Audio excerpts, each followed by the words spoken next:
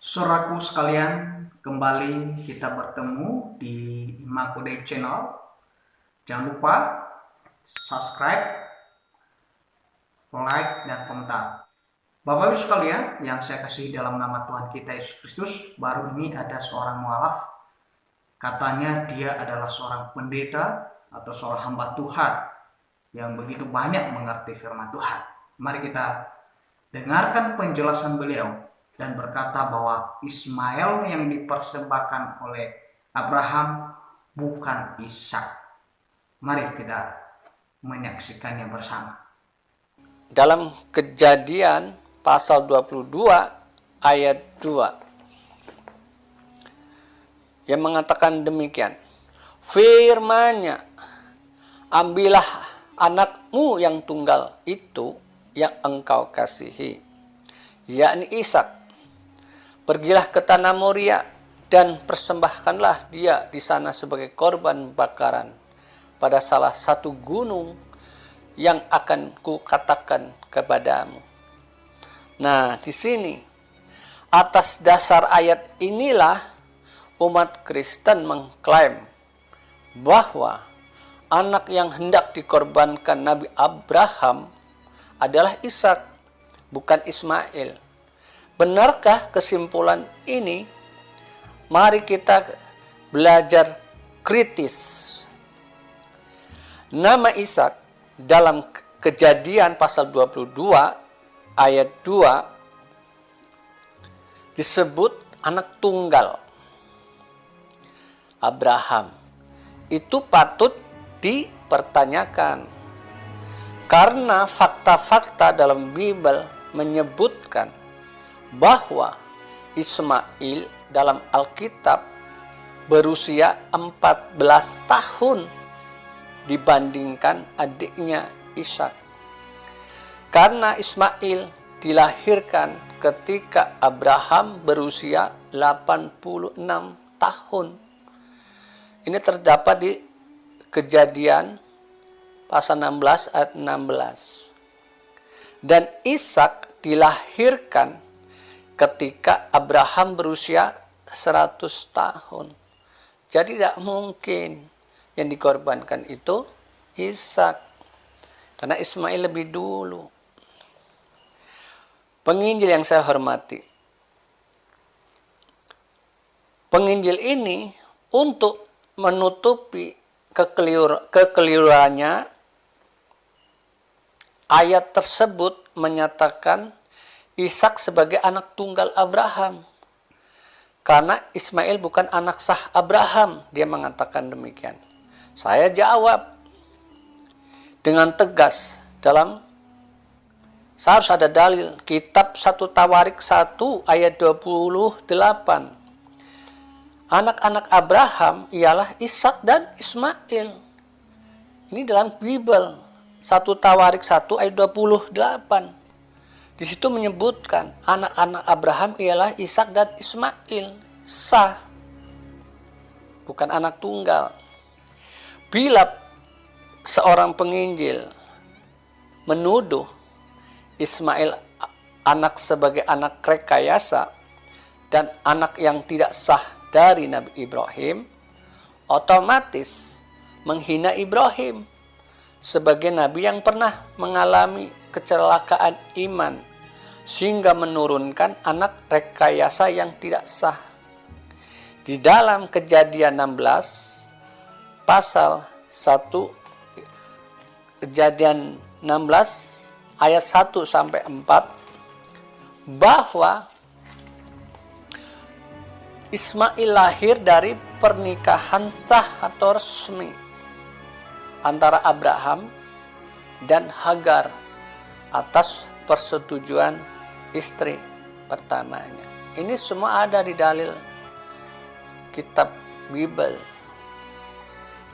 Di dalam surat Al-Quran Al-Ankabut 27, Nabi Ibrahim sebagai nabi yang soleh, yang bergelar Khalilullah, kesayangan Allah. Dalam surat An-Nisa 125.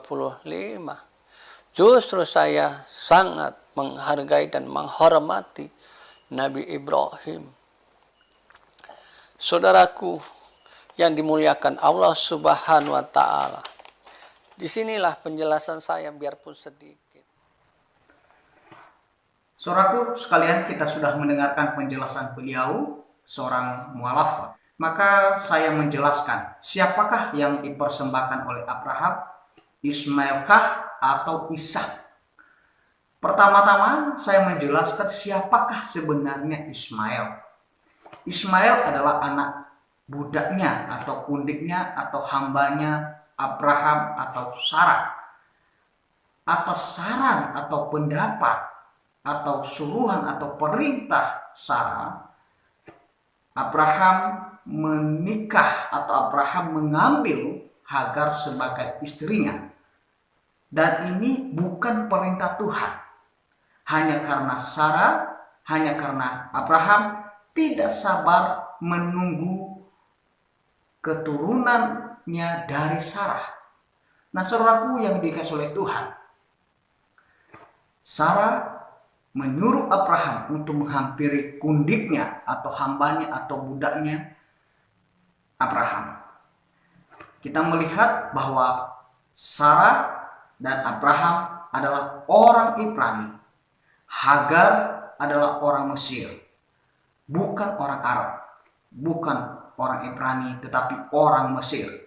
Kita bisa membaca di dalam Kejadian pasal 16 ayat 1 sampai 16.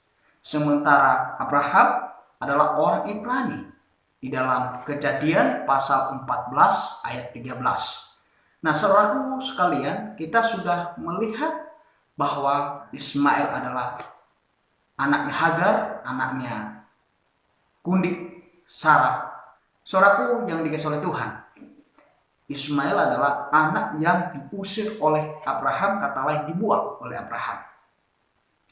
Karena ia memaki, ia mengolok-olok, ia mengecek Ishak. Dalam bahasa Inggris, King James Version, itu dikatakan maki artinya memaki, atau mengolok-olok atau menjejelekan. Sehingga nyonyanya Sarah tersinggung dan dia berkata kepada Abraham untuk mengusir Hagar dan anaknya Ismail. Jadi Ismail bukan anak yang baik. Ismail tidak memiliki moral yang baik. Ismail bukan orang yang sungguh-sungguh sayang kepada Ishak atau menghormati nyonyanya atau ibunya, yaitu Sarah. Tetapi justru Ismail mengolok-olok Sarah. Saudaraku yang dikasihi oleh Tuhan, saya tidak memuji Ismail. Justru dia adalah anak yang tidak berakal sehat. Karena dia memaki, mengolok-olok, menjejelekan Sarah atau Ishak. Tetapi dalam Lembaga Alkitab Indonesia menuliskan bermain-main. Sebenarnya itu menjejelekan atau mengolok-olok atau mengejek. Ismail adalah keledai liar. Selain dia anak buangan, dia juga adalah keledai liar. Kejadian pasal 16 ayat 12. Ismail menikah kepada orang Mesir, sekampung atau sesuku dengan mamanya Hagar. Dia tidak menikah sama orang Ibrani, tapi dia menikah sama orang Mesir. Hagar dan Ismail dibuang 2 kali oleh Abraham, yaitu Kejadian 16 ayat 1 sampai 16 dan Kejadian pasal 21 ayat 9 sampai 21. Jadi Hagar diusir 2 kali. Saudaraku yang dikasihi oleh Tuhan, kita sudah mengerti bahwa Ismail bukan orang baik. Dia mencari musuhnya dan bermusuhan dengan adiknya sendiri secara biologis. Kedua, siapakah Ishak? Ishak adalah anak perjanjian Allah. Bukan sekedar anak hasil persetubuhan dengan Abraham, tetapi Ishak adalah anak perjanjian Allah kepada Abraham dan Sarah. Berbeda dengan Ismail, adalah anak kedagingan atau anak keduniawian, bukan anak rohani. Di dalam Kejadian pasal 16 ayat 1 sampai 4. Sebaliknya Ishak yang menjadi anak perjanjian Allah yang kekal. Kejadian 17 ayat 19. Ishaklah satu-satunya yang dimeteraikan Allah. Kejadian pasal 21 ayat 12. Saudaraku yang dikasih oleh Tuhan, itu yang pertama. Kedua, Ishaklah anak tunggal di hadapan Allah, bukan Ismail. Kejadian 15 ayat 3 sampai 6. Dan Kejadian pasal 18 ayat 10. Kejadian 21 ayat 1 sampai ayat 3 dan ayat 12. Di PB atau di Perjanjian Baru, Rasul Paulus, seorang penulis Ibrani, menginformasikan hal ini bahwa anak tunggal Abraham yang dipersembahkan oleh Abraham yaitu Ishak, bukan Ismail. Sekali lagi, bukan Ismail. Di dalam Ibrani pasal 11 ayat 17 dan 19. Ini Rasul Paulus menekankan bahwa yang dipersembahkan Ishak, bukan Ismail. Ketiga, Allah menyebut Ishak berulang kali dengan kata anak tunggal atau Yahid dalam bahasa Ibrani. Dialah menyebut anak tunggal sampai 3 kali di dalam Kejadian pasal 22, Kejadian pasal 22 ayat 2, Kejadian pasal 22 ayat 6, Kejadian pasal 22 ayat 12, Kejadian 22 ayat 16. Sama sekali Allah tidak pernah menyebut Ismail anak tunggal, tetapi Ishak. Keempat, posisi anak tunggal dibuktikan di dalam pembagian warisan. Abraham membagi warisannya kepada Ishak secara keseluruhan atau semuanya, sementara kepada anaknya Hagar, anaknya Ketura, hanya sekedar yang diberikan oleh Abraham kepada anak kundik atau anak pembantunya atau anak budaknya. Kita bisa membaca di dalam Kejadian pasal 25 ayat 5 dan 6, Kejadian 24 ayat 36, dan juga Kejadian 17 ayat 19, bahwa ini membuktikan bahwa Ishak adalah anak tunggal Abraham dan anak perjanjian dari Allah. Dan ini bukti bahwa seluruh harta Abraham dipersembahkan atau diberikan kepada Ishak, bukan kepada Ismail atau keturunan Ketura. Kelima, pencarian istri Ishak melibatkan seorang sang ayah, yaitu Abraham. Di dalam Kejadian 24 ayat 4, ini keistimewaan Ishak di hadapan Abraham dibanding dengan Ismail yang mencari adalah ibunya sendiri. Istrinya Ismail adalah orang Mesir, sekali lagi bukan orang Arab, tetapi orang Mesir. Ya, silakan membaca di dalam Kejadian 21 ayat 21. Nah, saudaraku yang dikasihi oleh Tuhan,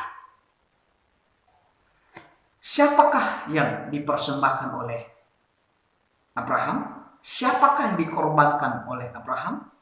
Adalah Ishak, bukan Ismail. Kejadian pasal 22 ayat 2, ayat 6 dan ayat 13. Jadi kita sudah paham ini bahwa yang dipersembahkan oleh Abraham adalah Ishak, bukan Ismail.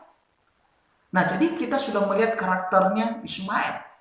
Ismail adalah seorang yang tidak memiliki moral atau karakter yang baik, tetapi justru sebaliknya.